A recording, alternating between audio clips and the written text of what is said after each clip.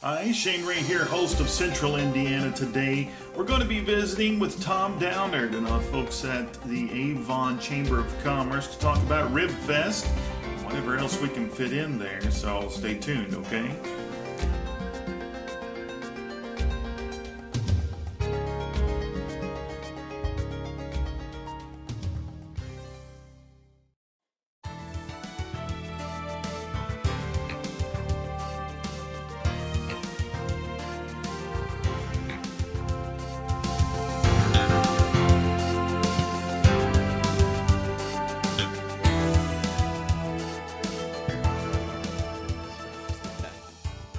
Shane Ray with Central Indiana Today. I am here with Tom Downard.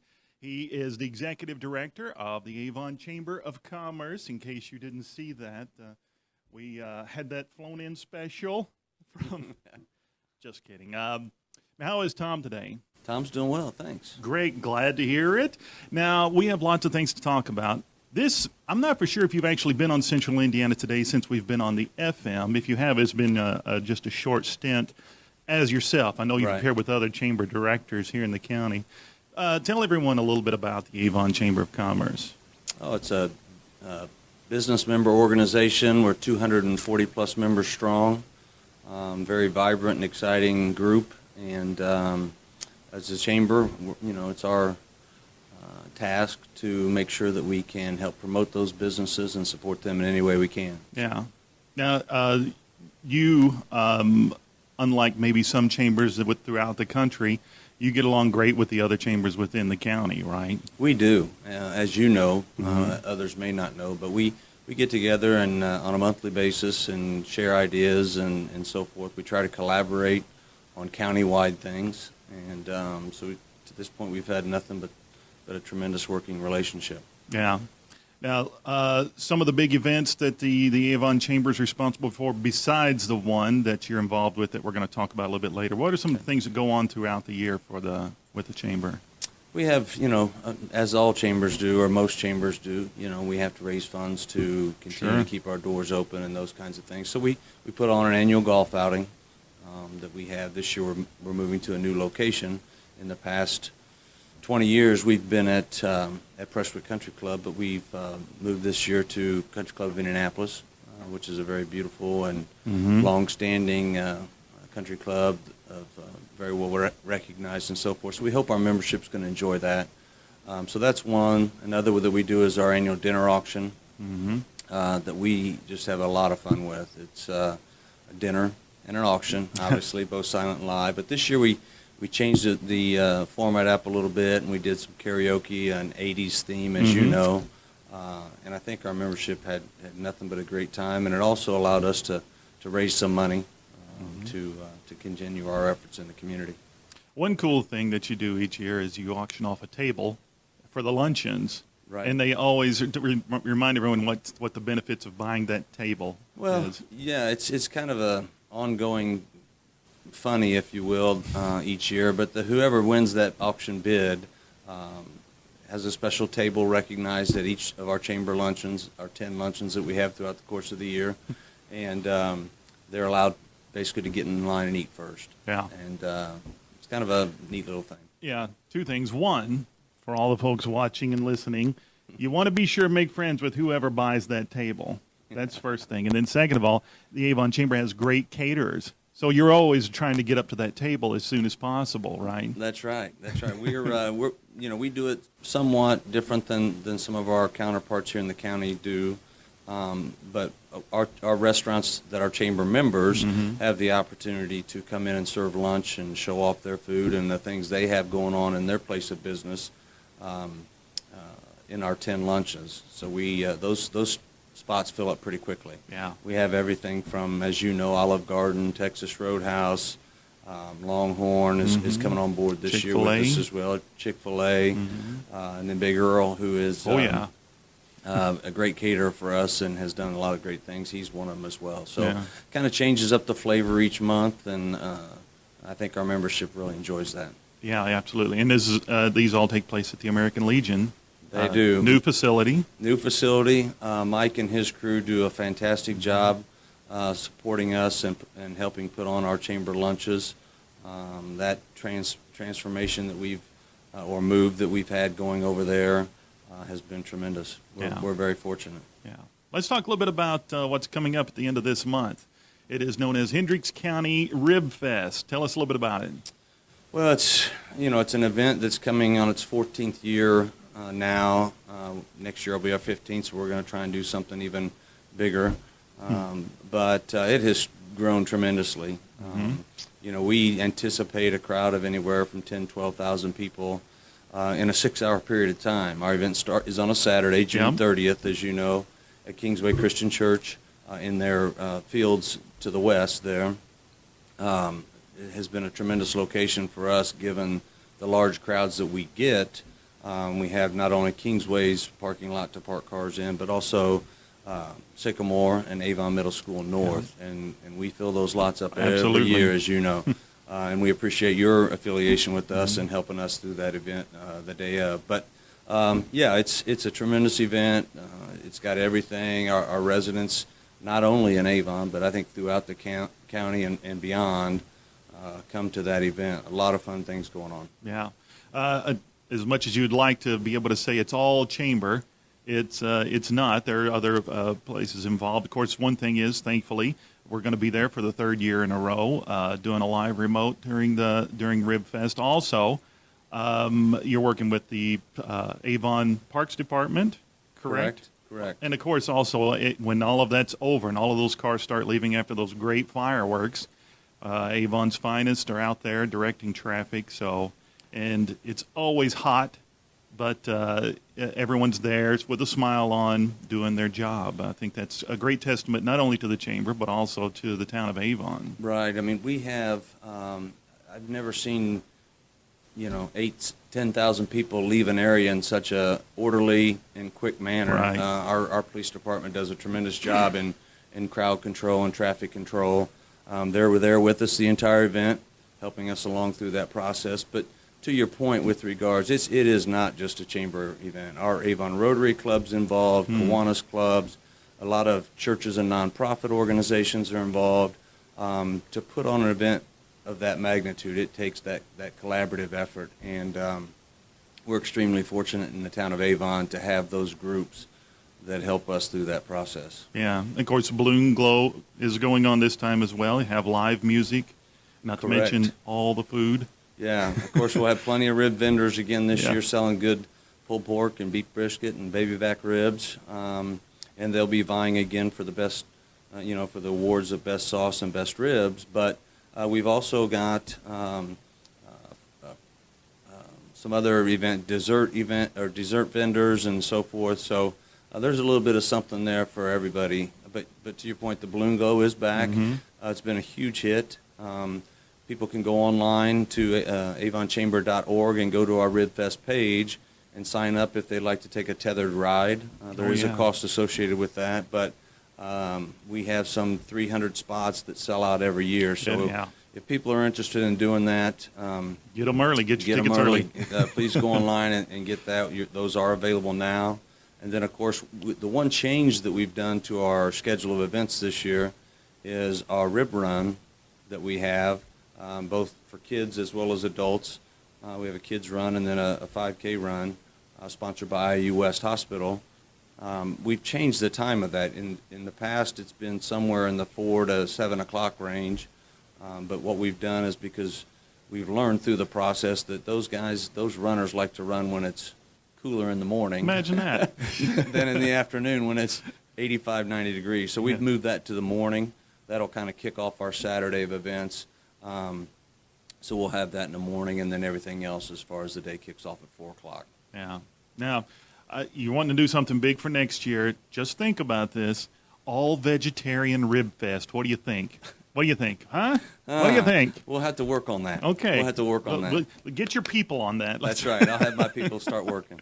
Now, you told me before we started recording that there's a new app. There is, yes. Tell us about it. We are extremely excited about this. This app that we have here is available on both Apple and Android devices. It's free to the public. If you download this app as well, bring it and you come to pay for parking, which is $5. It's virtually The only thing you pay for that night, all the games and everything else are free. But you show this to our parking attendants, you get $2 discount off. But on this app, we have everything there: the schedule of events for the day, who the vendors are, where the vendors are at, our sponsors, of course, who play a big part into this event. Frequently asked questions. What time do fireworks start? When do we stop serving food? When do the games start and stop? All of those kinds of questions are on this app. There's a social media component. If people are at the event, they can go online and they can tweet out or Facebook out things about the event and so forth. One really neat component to our event, at our live music stages on both sides, we have video screens. And one of those is it's called Event Wall or Ever Wall, in which that if you use our hashtags and you tweet something out, boom, it pops up on the screen and people can see that immediately as well. Yeah. So a lot of fun components to the night as well. Okay, pretty cool stuff. Of course, if folks missed any of this information or they're wanting a little more detail, what's a website they can go to, or Facebook page? Facebook page for sure, Hendricks County Ribfest. Mm-hmm. The AvonChamber.org website, you can get to our Ribfest pages that give you all the details, who the bands are, when they play as well, and so forth. So there's plenty of information out there. And we would just ask that you please share with others and get that word out to as many people as you can. Yeah. Now, if folks want to call, they like to talk to a human, they can always talk to you or Melanie. What's the number they can call? We have that for sure, 317-272-4333. All right. Did we cover everything? I think we did. We're looking forward to Chamber of Commerce Day on June 30th, and we appreciate your being there, and we appreciate you always looking out for the Chamber as well. Excellent. Thanks for being our guest today on Central Indiana Today. Thanks. Appreciate it.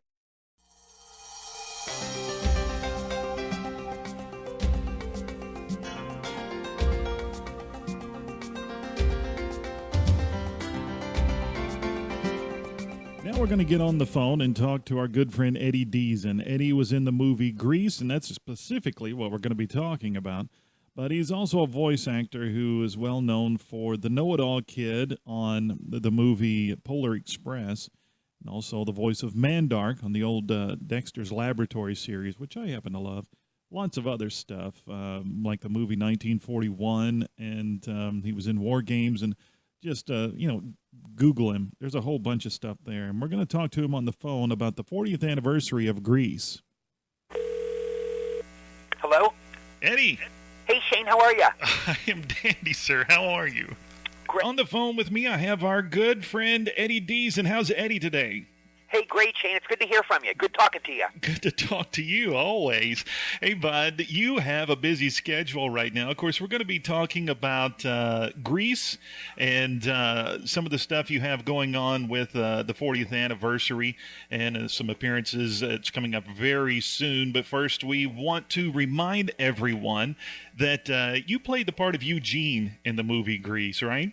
Yes, I was the one guy in the movie who wasn't cool. You can always tell me. I think I had such a small role, Shane, but it kind of caused a good effect for me. It's helped my career, even though of all the movies I've done, I think it might be the smallest role I ever had. I'm not on screen that much, but I guess I look different from the other guys. All the other guys are like cool Fonzie types. They're like these cool Elvis Fonzie guys, and I'm like a geeky Pee Wee Herman type. So I kind of stood out a little bit, I guess. I suppose so. Now, let's remind everyone, I know you and I have talked about it before, but let's remind everyone how you actually got the part of Eugene. Yeah, I went. It was. I don't know if your listeners know, but there's a thing called a cattle call. Mm-hmm. Now, there's always auditions in showbiz. Sometimes you go to an audition and there's a room and there's 3 or 4 people. But there's another kind which is horrible for an actor. It's called a cattle call, where you go in and there's 100 people there with you. 100 different people, and it's disheartening because you want to be the one chosen, sure. And obviously you have the better chance if you're with 3 or 4 people, but this was a cattle call. Now, Shane, the good thing was it was a cattle call, but everybody else there was cool. Everybody else there was, this was the era of Fonzie. Okay, I don't know if you remember the Fonzie days, but absolutely. In the late 70s, yeah, when we did Grease, he was the biggest star in the business. Henry Winkler Fonzie was the biggest, the hottest thing going. Absolutely. So everybody was, slick back hair, yeah. Leather jackets, dressed in black, and I came in at Pee Wee Herman. This was before Pee Wee Herman, But I came in literally that white ice cream suit, white bucks, and I wore a bow tie. And I put Brill cream in my hair, which didn't kind of fit Pee-wee, but I put Brill cream in my hair for some reason. I guess because I knew Grease was a 50s film, so I did that. And then I was all alone there against that. And there were all these girls in poodle skirts there, too. Yeah. So it was a huge room at Paramount Studios. Half the guys are like Fonzie, half the guys are like 50s girls, and me alone is Pee-wee Herman. So that's how the scene looked. And now you think because of that look, they said, oh, this is our guy? Well, I went in. This is what happened. I went in, Shane. I read. My role in the film, I think I only have like 2 or 3 lines. It might be 4. I might have ad-libbed a line, but it's like 2 or 4 lines. But I went in, okay. It was Alan Carr, the producer. It was Joel Thurm, the casting director, and Randall Kleiser, our director. It was the 4 of us in the room. So I'm reading my little lines. I said like something, what's your name? It's Eugene. I said, Now, I noticed, Shane, first of all, an actor knows when he's doing good or bad at an audition. You almost always have a sense. You go, I guess it's like anything else in life. I guess when a regular person auditions, tries to get a job, you know if you've hit it off good or if you're going to get it. You kind of have a feeling. Right. But I went in, Shane, and they were nudging each other. There was like a nudge there, and I saw Randall like nudge Alan, and I saw Mr. Thurm, he would like nudge Alan Carr. So I knew from that nudge, I kind of saw out of the corner of my eye, I knew I was doing well. And then later on, and then this is the weird part, Shane. This is kind of a religious aspect, but it's a true story. I don't know if you're religious or not. If you're not religious, you'll discount this. But I went in, I got the role, Shane, okay? Then, like, a couple days later, I told everybody about it. I'm going to be in this movie with John Travolta and Olivia Newton-John. I was, bragging to everybody. Then they said they wrote the role of Eugene out. Paramount called me. We wrote the role of Eugene out. We're not going to include him in the movie. You can imagine how I felt. I wanted to die. Right. I've been in Hollywood for 2 years. I finally got the role, and I told everybody. So now I have to tell everybody I'm not going to be in it. Anyway, my agent, I'm Jewish. My agent is Christian, but her name was Regina Penner. She said, let's go to church and pray. We literally went to this church in Hollywood, this little white church. We went in. She goes, let's light candles. What? Light candles? I'm Jewish. I don't know from lighting candles. We light candles for Hanukkah, on the menorah. Right. But she said, let's light candles. We each lit a candle in church, and we prayed. I prayed fervently, please let me get that. The next day, the studio called. They said, we're putting Eugene back in. They said, you're back in the movie. Wow. So you can, it's a true story. You can say it's just a coincidence or whatever, but that is a true story, how I got the role of Eugene. Now, let's talk a little bit about production. I have, of course, you and I are Facebook friends, and right. You like to post little bits of trivia about not only that movie, but your other experiences, but we're specifically talking about Grease. Some of the odd things, or maybe not odd, just things that fascinate me, I guess, that you post were like, let's say, for instance, I'm a big Elvis fan, and you know that. Right. You talk about how the scene where Rizzo and the girls are singing that song in the line in there, Elvis. Yes. 100% true story. The last day of shooting on Grease, yes. Shane, the last day of shooting on Grease was August 16th, 1977. Mm-hmm. Every Elvis fan knows what that means, but I'll finish. They're singing this song. This is the one where Olivia's in the room with the girls, and Stockard and the girls, the pink ladies are kind of picking on her, especially Stockard was the meanest to her. Right. But they're getting her to smoke a cigarette and all, and they're singing that song. Olivia goes in the bathroom, they sing, look at me, I'm Sandra Dee, and in that song, there's the lyric, Elvis, get your, whatever the lyric is, get your filthy paws or whatever. Yeah. But they sing it to Elvis, they show Elvis on the wall. That was the last day then Grease wrapped. That was the day Elvis Presley died. Mm-hmm. It's a bizarre coincidence. It's a 1,000,000-to-1 shot, but that's the way it happened. I remember the day in L.A., Shane. I remember it was the last day of Grease. I wasn't there on the set, but I knew that was our wrap day.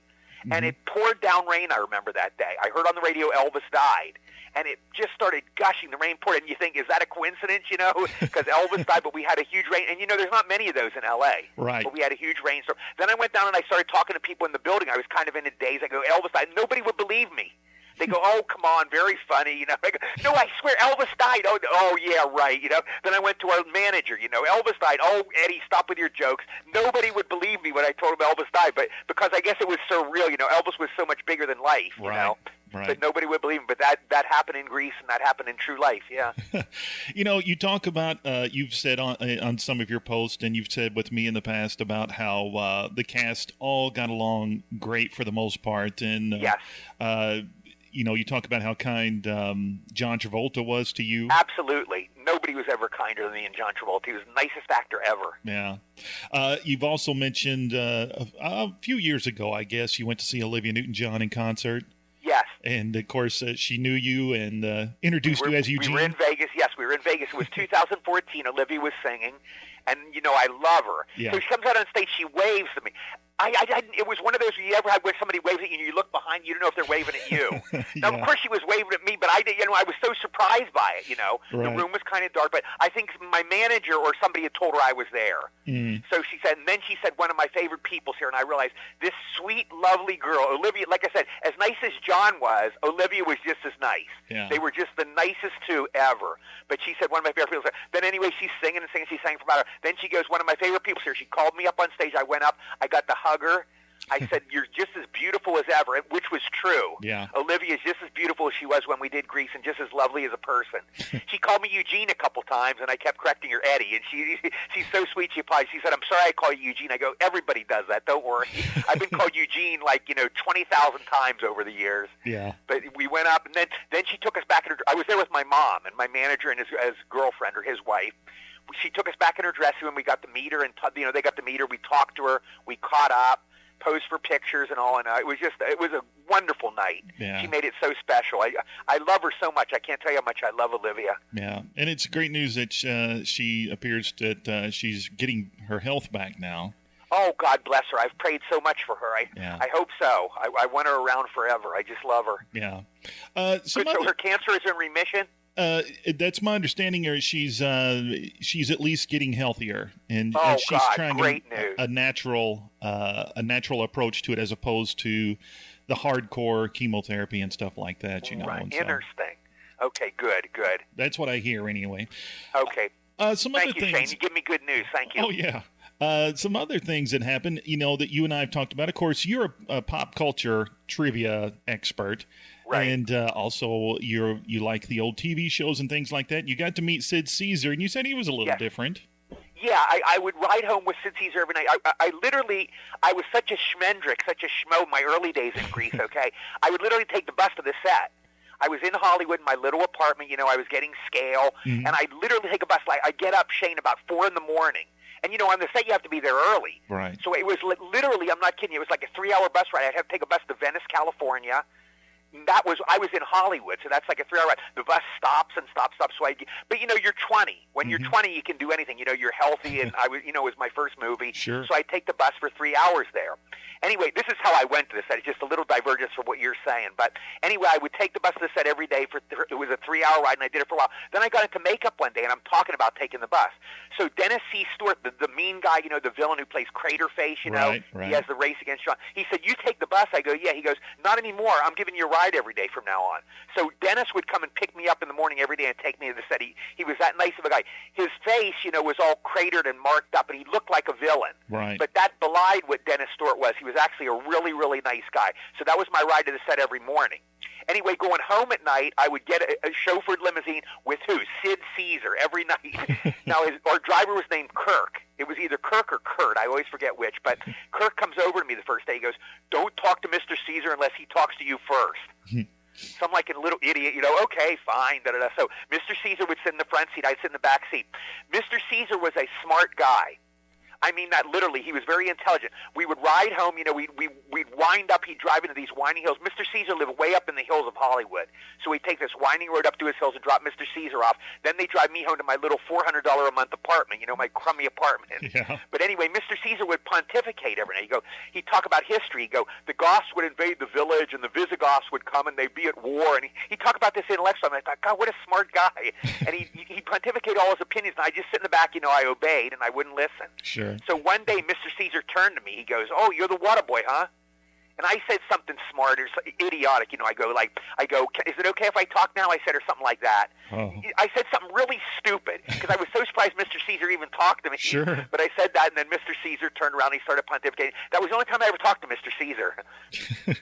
Yeah. He wasn't a mean guy, right, but he wasn't a warm guy. Like John and Olivia were warm. They were just warm people. They exude, how people exude warmth? They Sure. were that way. Mr. Caesar was just kind of there. He wasn't mean. He just would talk, and he's kind of like your father. He just talked like that to you. Yeah.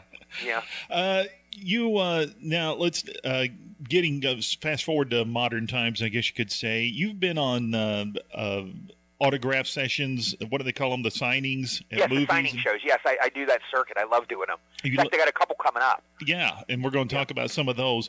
But recently, because of the Grease 40th anniversary, you're getting reunited with some of your old castmates a lot more often, right?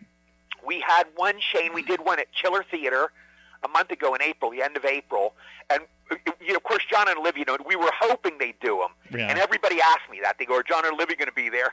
And, what can I say? I go, they each have probably $300 million in the bank. They don't have to do these shows like us. To us, it's cool. We sign our autographs. We get $30 for an autograph. To us, that's mind-boggling. We sign a piece of paper and pose for a picture, and they give you $30. That's big. But John and Olivia, are they're like both superstars, so they're kind of beyond it. Yeah. Not that they're not nice enough to do it. Also, as we were talking about, Olivia's been sick, so that might have an influence on it too. Sure. But we did at Chiller. We had 8 of us were there. It was Dee Dee, who's Frenchie, Barry Pearl, Duty, Lorenzo Lamas, who is the good-looking guy that goes out with the jock, right? Tom the jock. That's it. We had Dinah Manoff, and who is one of the the Pink Ladies. We had who else was there? Was Jamie there? Jamie Donnelly? Jamie was there. That's it. Jamie, one of the Pink Ladies, was there. And we had Randall, the director, Randall Kleiser, our director. Okay. So there were 8 of us signing. It was a wonderful show, nicest show ever, and it was a very fun show. Shane, it was maybe the most, well, I can't say it was the most fun, because the signing shows are always fun. But it was one of the most fun shows I've ever done. It was just wonderful. Yeah. And I got to meet Richard Dreyfuss, too. He was really a great guy. Yeah, I saw some pictures of him there as well, and you finally got to meet him. And, I got to meet Richard Dreyfuss. I went up. I go, hi, Mr. Dreyfuss. They've heard it 100 million times. Sure. Hi, Mr. Dreyfuss. I'm a fan of yours. I love Jaws, and I love, what's the other one? Jaws, and I love another. Oh, American Graffiti. Yeah, I was about to say that. He was so gracious, Shane. He goes, I know you. He goes, hey, I know you. He pointed at me. I go, yeah, Mr. Dreyfuss. I go, I was in 1941. I was directed by Spielberg, too. And he goes, yeah, that's it. He was just so nice, Shane. And I go, can I get a picture with you, Mr. Dreyfuss? He goes, sure. And I came around, and I posed with him. And he was just the nicest guy ever. I love him as an actor, Richard Dreyfuss, but he was just a really, really cool guy. That's good news. I like. Yeah. It's great when you're a fan of someone like that, and then you hear secondhand stories of people who say, "Oh, he was great." I mean, it would be crushing if somebody said, "You know what? He was a jerk." Yes, and we've all met a few of those too. We've met a few we worship, and we meet them, and they are jerks in real life. Luckily, those are few and far between. Most of them are nice. I've met and worked with so many of the big stars, and I'm telling you, Shane, almost always they're really, really great people, with very, very few exceptions. That's good. Yeah. But now you've got one coming up on June 15th. You're at the June Greenville. 15th, but before that, Shane, I have one June 7th. Okay. June 7th, they're going to show Grease at a drive-in, which will be cool. Oh. Because I thought I'd never seen it before, but I had seen it once at a drive. I've seen Grease maybe 200 times, but I've only seen it at a drive-in once. So this is going to be in Stevens City, Virginia. We're going to have it at the drive-in there. That'll be just me. I'll be signing, introducing the film, doing a Q&A and all that. So that I'm looking forward to. And then, Shane, on the actual anniversary, the Grease 40th actual anniversary is June 16th. It'll be 4 of us. It'll be Barry Pearl, Jamie Donnelly, Dee Dee Kahn, and I will be signing in Greenville, Illinois, at the auto show. And it's going to be a Grease show, too, I guess. But it'll be just the 4 of us signing. Okay. And, Shane, I did this show last year with Barry Williams of the Brady Bunch. It was just Barry and I signing. And he is the greatest guy. He's such a cool guy. He's just the nicest guy ever. It was Barry and I signing. And the people of Greenville are wonderful. So this is going to be – the others have never been there. But for me, it's a return appearance. And I love Greenville so much. So I'm really looking forward to that one, Shane. Well, I plan on being there. And I'm based on your recommendation, it'll be my first time there. But I know I'm going to love it, Bish, because you like Greenville so much. Yes. The Greenville people are the nicest ever. Now, Friday, June 15th, that's when they're going to be showing the movie, correct? I believe so. The movie, and then we're signing and appearing the 16th. Yeah. Leave the 17th, I think. Yeah. I'm looking at the flyer here. So on June 16th from 9 a.m. to 3 p.m., you're going to be there along with your co-stars from 10 a.m. to 2 p.m., rain or shine. Right. And hopefully obviously it's we hope sunny. for shine, though. Yeah. If you rain, it's an auto show. So how better can you screw up an auto show than by rain? Exactly. Hey, speaking of the drive-in, are they going to provide you with a car to watch the movie in? I would imagine so. Yeah, I would think so. Yeah. Otherwise, I'll be standing like an idiot holding the thing. That thing in my hand. Yeah. Getting back to the grease thing, I've seen some articles come out, and I believe I even asked you about one of them on Facebook, but one of them is the summer school. Didi Khan recently said in an interview that there was talk of a sequel called Summer School, and Right. I had never heard that before, and you said you never had either? No, I had never. I had known that Grease 2 was probably inevitable, something like that. Mm-hmm. And we did do Grease 2, which Dee Dee and I were luckily in. Almost none of the cast, I think it was me, Dee Dee, and Craterface were about the only ones they had back Yeah. of the cast. And of course, Eve was there and Dodie Goodman. But anyway, Grease 2 tanked massively. It was Right. the first one, made like it was the biggest musical ever. I think it still might be the biggest international musical ever. They were the Right. biggest domestic musical ever. But anyway, Grease 2 came out. It made like $15 million. It totally tanked, and all the plans were gone. But there was plans for the sequel. Like if you remember at the end of the movie, where we're all at the carnival, Right. and they go, we're saying goodbye. We go to the one song I sing on. We go together, da da da. And they go, oh, we'll always be together. Mm-hmm. That was kind of like the line that was like a hint that there was going to be a sequel. Mm. Although at the time you don't know, you never know how a movie's going to do at the box office. None of us knew Grease was going to be so big, Sure. But it was big, and they did do the sequel, but it wasn't called Summer School, though. It was called Grease 2. Yeah. Yeah. You're talking about that ending scene, and another article I saw was in the 40th anniversary DVD release, they're actually going to put in some lost footage of Sandy and, Olivia and John Travolta kissing Right. as right. they drift away into the clouds. And Yes, Paramount sent me a box of those. If you don't have it, Shane, I recommend it, and I recommend any of your listeners get the DVD. It's wonderful. You've never seen Grease so beautiful. It's crystal clear. Yeah. You'll see the extras, that weren't shown in the film, and it's really a great DVD. So I really recommend it. I'm going to have to do that. In fact, if I can get one before I see you, maybe I can have you autograph it for me. It'll be my pleasure. All right, let's talk about anything else that's going on. What do you see in your future? Of course, you're probably going to have more appearances before the end of the anniversary, but yeah, the other one we have planned, Shane, is there's one in August. It's going to be a Comic-Con or some kind of a con in August. My friend Scotty Schwartz is doing it. Scotty Schwartz is going to sponsor our show, and most of us are booked for that too. Most of the Grease cast, so I'm looking forward to that too because Scotty's a wonderful guy. And this is his first signing show, so he's done it as an actor, but he's never produced one. Okay. So that'll be a fun show too. That's going to be in St. Louis. Ah, okay. So Yeah. the Greenville's not too far from St. Louis. You like that part of the country? Oh yeah, very nice people. Yeah. Of course, folks, if they want to visit your website or anything, or follow, of course, My you're Facebook page, I love everybody. You're limited on Facebook. I can only have Right. 5,000 friends, but other people can comment. You're free to read my posts. You're free to comment. I love it. I'm a Facebook addict. You know me, Shane. Yes. There's heroin addicts, cocaine addicts. I'm a Facebook addict. Yeah. I'm on this every day, and I just love it. It's a joy. I work hard on it. I write jokes. I steal jokes. I get trivia. I read on trivia. I put the trivia I know, and I post things, and I just love it. And I've met the nicest people on Facebook. Yeah, and you're one of them. Well, thank you. I appreciate that. You also write articles for Neatorama, too. Neatorama, yes, I write for that. I used to write for Mental Floss, not anymore, and I'm writing now for one called Today I Found Out. You'll see some of my articles on there. If you Google that, I've written a lot of articles for them, yeah. Okay, excellent. All right, we want to remind everyone, Friday, June 15th and 16th at Greenville, Illinois. That's it's actually called the Greenville Graffiti Car Show, and Eddie's going to be there along with Didi Khan, Jamie Donnelly, and Barry Pearl, and they're going to be signing autographs, and apparently there's even going to be a Q&A session. Are you actually going to be there to watch the viewing of the movie? I think so, yeah. I think I'll be there for the whole thing, yeah. Okay, well, if I see you, I'll buy you a box of popcorn. Okay, thank you, Shane. I appreciate it. And a Coke, I hope. Oh, well, Gotta okay. wash the popcorn down, it gets dry. Of course. What was I thinking? I can't believe I forgot that. All right, Eddie, we certainly do appreciate you being our guest today on Central Indiana Today. My pleasure, Shane. You're a great guy, and I enjoyed being on your show. Thank you for having me.